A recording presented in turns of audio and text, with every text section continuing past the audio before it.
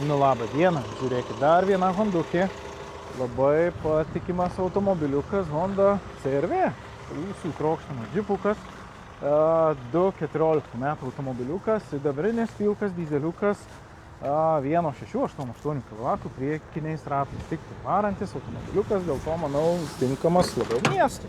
Bet kadangi mėlyna padangė, varantys tik tai priekiniai ratai, tai automobilis yra ekonomiškas ir parodysiu ant kiek ekonomiškas. 5,7, borto kompiuteris nenunulintas, tai vat, važiuota, pravažiuota kiek po nunulinimo, čia 9 valandos 59 minutės. Vienu žodžiu nenulinta ir 5,7 vidurkis. Tai va, toks automobiliukas turi galinę vaizdo kamerą, turi klimato kontrolę, turi multifunkcinį vairą, turi laisvų rankų įrangą, parkavimo tiklius priekį gale, užsilenkiantys veidrodėliai ir kaina 9 000.